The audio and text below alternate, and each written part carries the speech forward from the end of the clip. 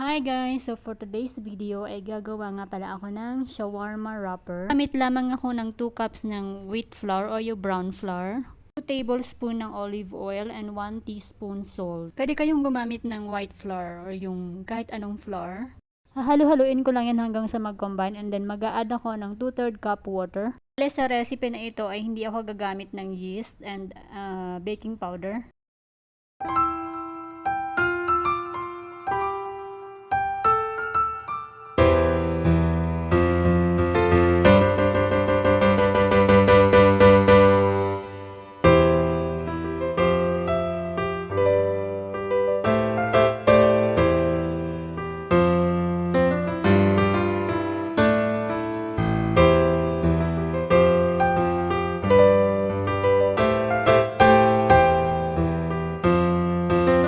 Nasa ko lang yung dough ng 3 to 4 minutes and then ilalagay ko siya sa isang malinis na bowl. Lalagyan ko ng konting oil para hindi siya dumikit.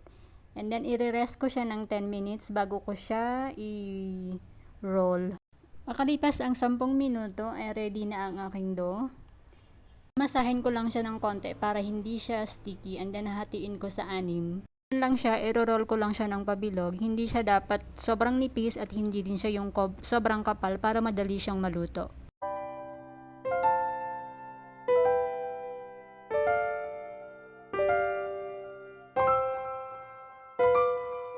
Inainit ko muna yung kawali bago ko ilagay yung dough. Kailangan tamang-tama lang yung init ng kawali para hindi siya tumigas.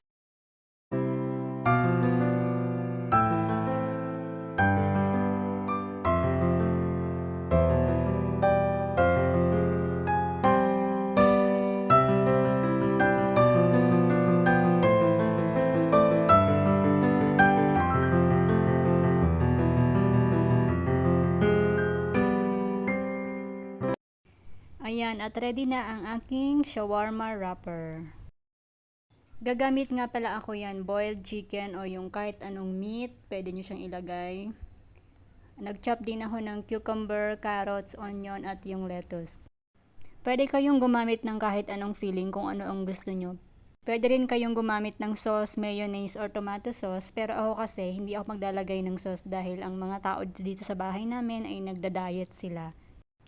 Kahit anong dressings pala ay pwede nyo siyang ilagay. Pwedeng mayonnaise or tomato sauce, depende sa inyo kung anong gusto ninyo.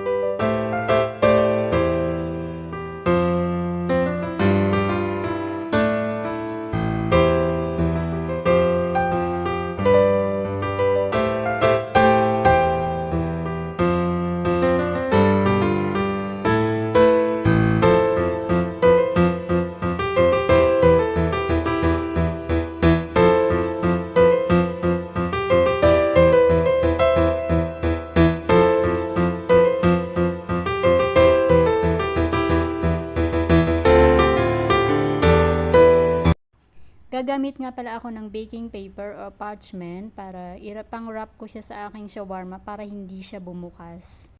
Pwede siyang gamitan ng aluminum foil pero ito kasing parchment lang available sa kitchen ko. So ayan lang ang gagamitin ko. Pero kung nasa bahay lang naman, pwede na siyang hindi i-wrap